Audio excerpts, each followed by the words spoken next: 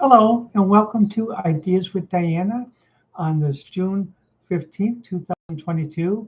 The theme of today's show is sort of goes back to a science fiction show that was on an American news channel, and British TV channel, Max Headroom. I was watching it this week in some reruns.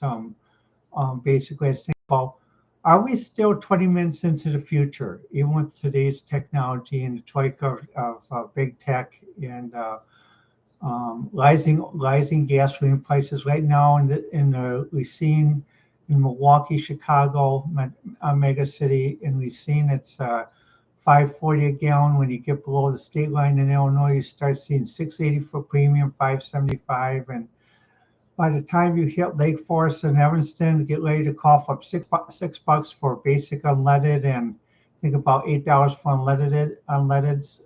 So for premium, so we're pretty close. So in LA, I guess is $8 now, and $7 for basic unleaded. And our friends in the EU, from what I saw watching from RT and other sources, $10 a gallon to our friends in Norway, Sweden, and I think in Germany. Ouch, ouch, ouch.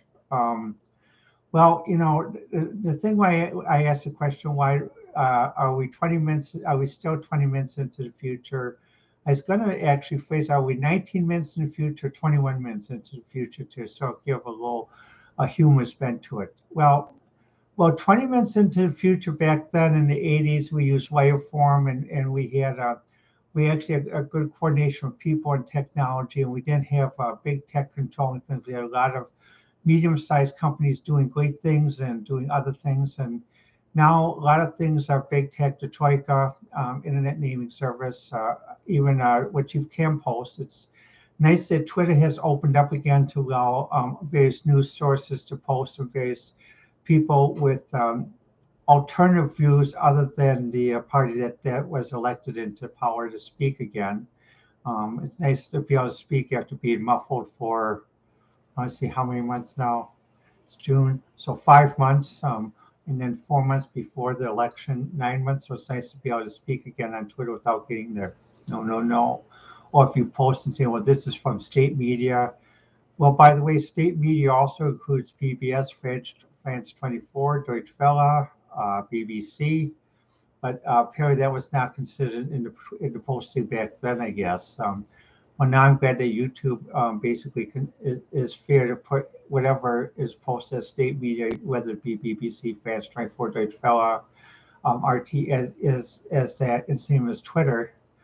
However, it's interesting when you think about what has happened when some of the censorship began on the internet prior to the election, though, which is why I wonder if we're still 20 minutes in the future. Many places discovered that there are other places to go to. You don't have to play one sandbox. There are other sandboxes to go to. So Gab, Odyssey, Telegram, which is very popular in Europe. Odyssey, which is popular in the United States, Canada, and Europe. And Gab, I haven't had a chance to take a look at Gab. I'll take a look at that. But it's showing that there's more than one sandbox to play in. It's not always a sandbox of the big tech troika. So initial question is, are we still 20 minutes into the future or not? Conditionally, I would say no, we're not 20 minutes in the future. Actually, what happens is I say negative 20 minutes into the past, because by the time some of the information sensed or understood, or even places being able to be found on a map as Donbass or on a globe is realized by the general public, it's 20 minutes into the past. Because when Max Headroom was on, if you mentioned like something about the Donbass and Ukraine, even though basically internet was still forming and we didn't have the World Wide Web, there were more people who would have been able to find it, would have posted into a news group to say, well, internet based on this, the Donbass is here in this part by the Black Sea. They would have been able to find it faster than people today using the internet or listening to canned news media. So So conditionally, I'd say we're 20 minutes into the past. We've lost 40 minutes from 1986 and 80, well, 87 and 88. And we can gain that back quickly, but it's going to take an effort, and it's going to take a conservative effort. What will it take? Now, first thing is to do what Twitter did a few months ago when Elon Musk came out and started to make an offer to buy Twitter.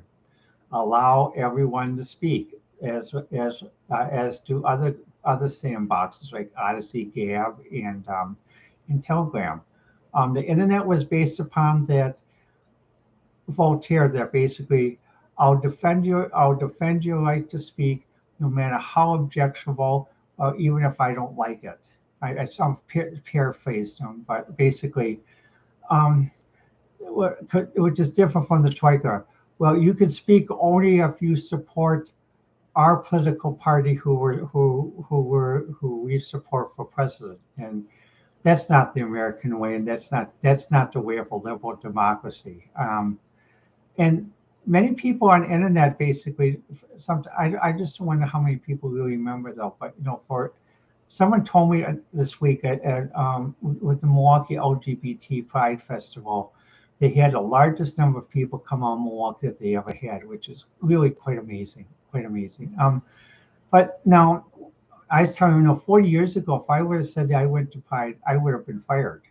Because in those days, even though I worked at a medical research place, I worked with various doctors. There's still some doctors who felt that people got AIDS got it because they were getting revenge from the Lord for their unsavory ways or some other type of religious term. And the point is, it's not that basically that basically that we're that I'm that it's not that I'm making fun of religion or anything else.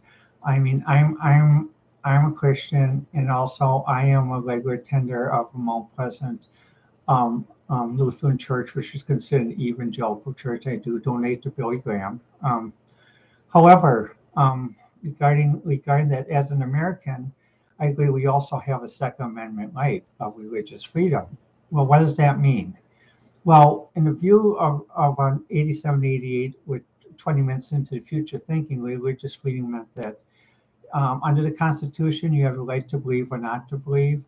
You have the right to believe differently than your neighbor or someone close to you.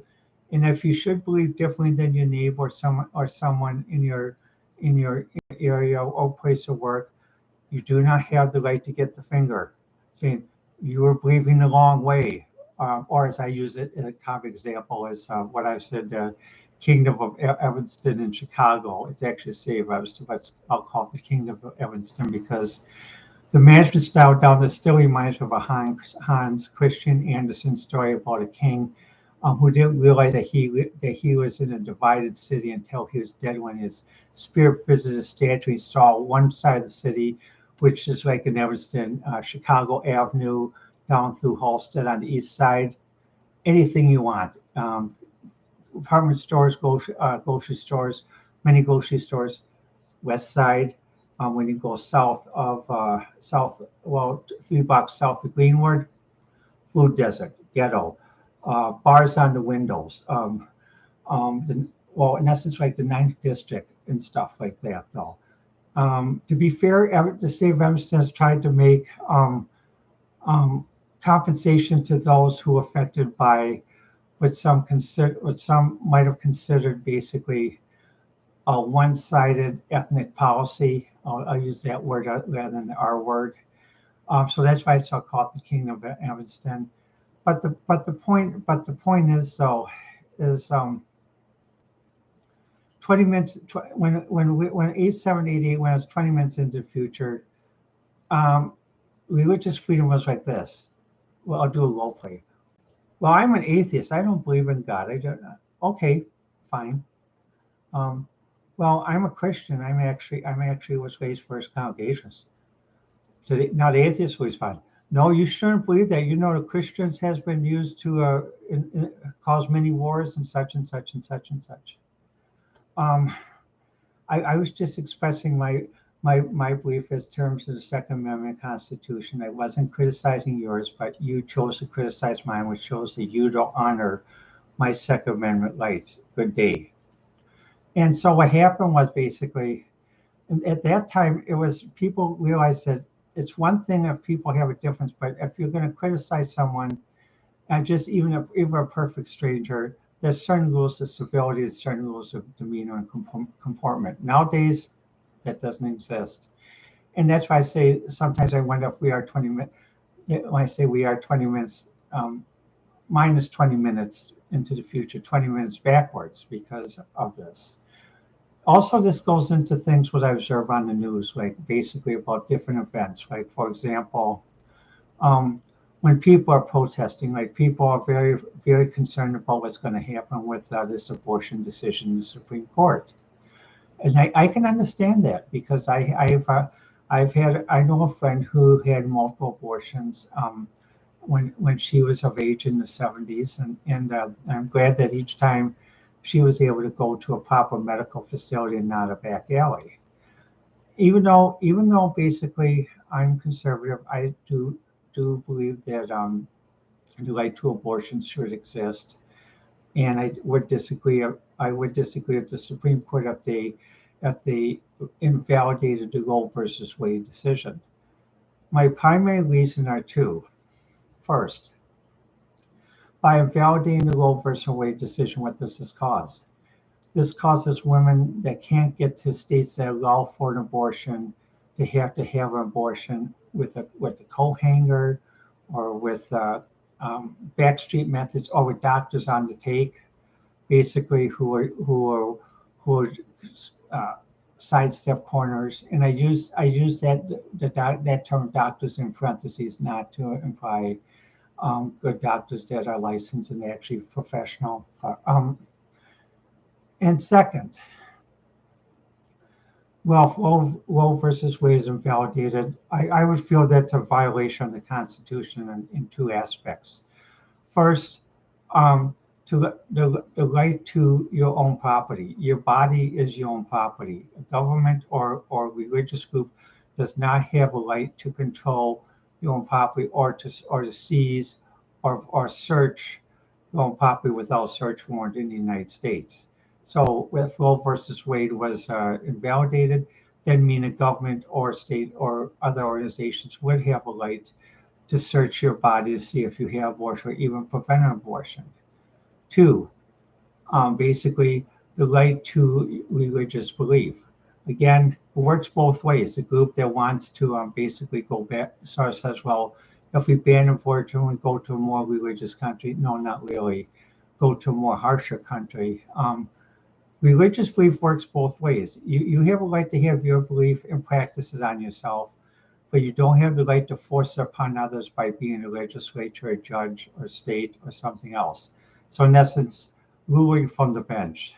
And as an individual, you have a right to have abortion or not have abortion as per your religious right, but you don't have to explain it to the state government or anyone else. So if someone were to say, well, what type of judge would I really favor? I'm really more of one person said, well, you're actually more of a constitutionalist because you want the law to be practiced as written and also practiced as what it meant when it was originally written, not to legislate from the bench. So I don't believe in legislating from the bench.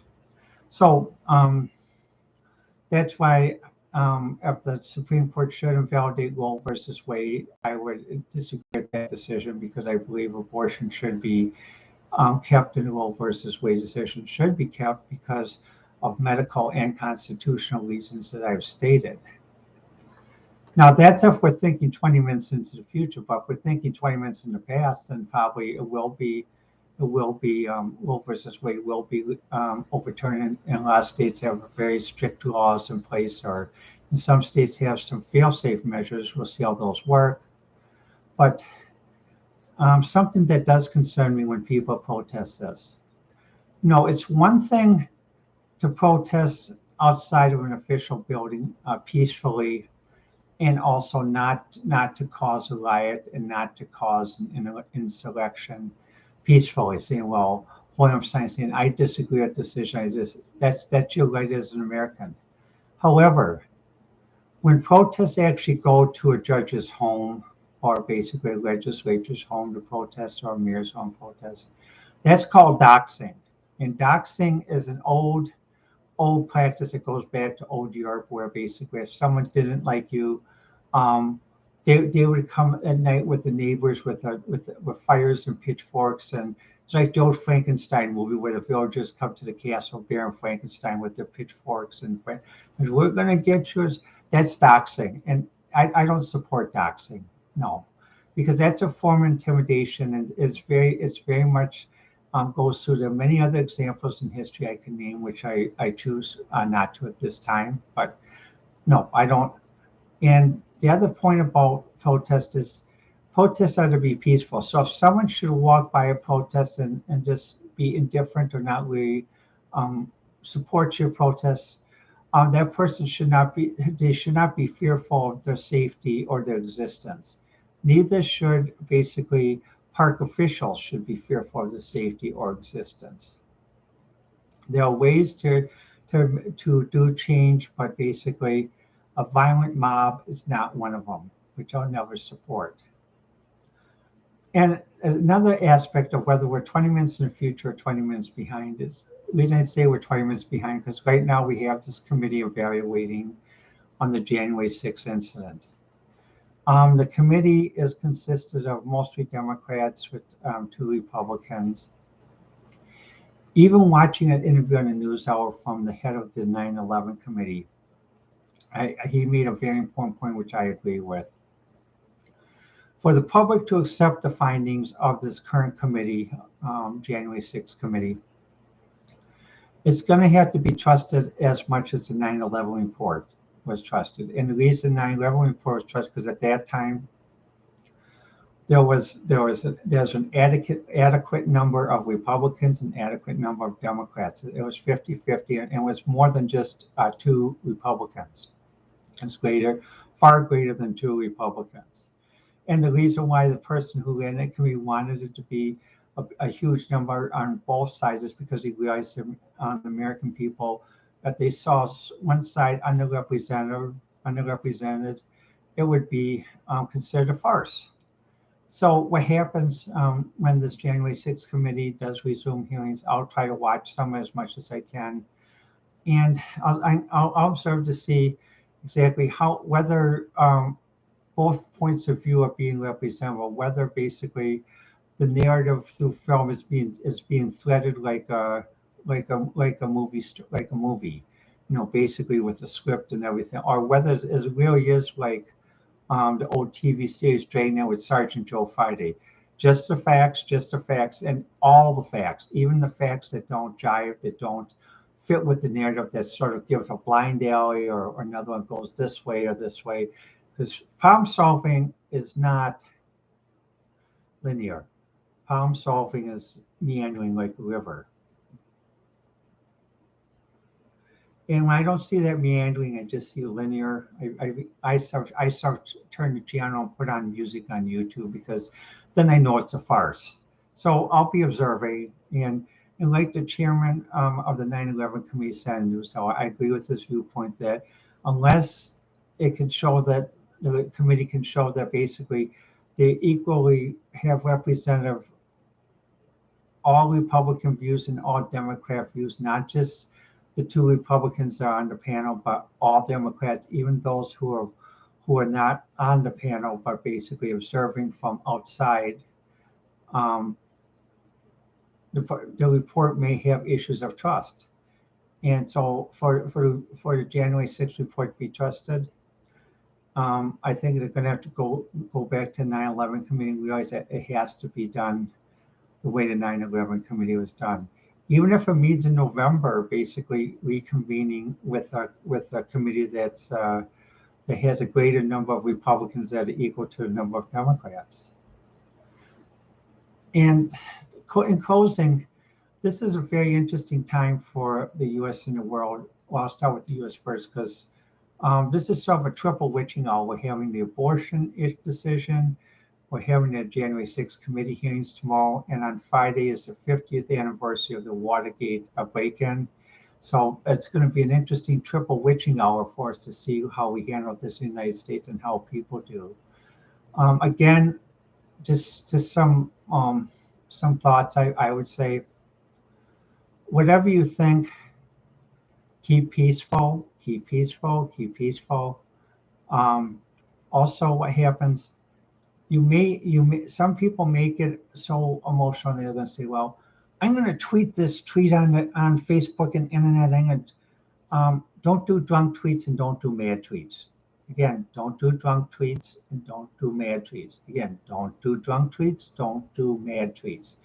If you feel that way, um, take something to calm yourself down, and then think about it later, and then try to think of a way to say it that's not mad or doesn't sound like you're drunk. Because a lot of people are on edge now, and also a lot of politicians are on edge. Um, Also, um, if someone asks you to join in a protest,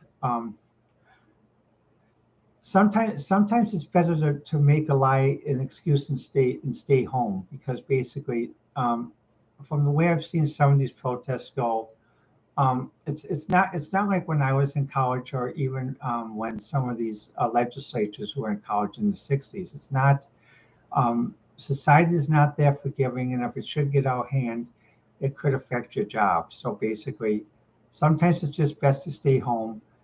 And what happens? Um, what if something on TV gets you too upset? Just remember, you can always switch the channel.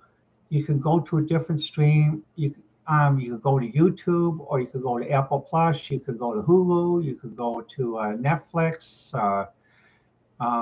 You can go to BritBox, which is what I have.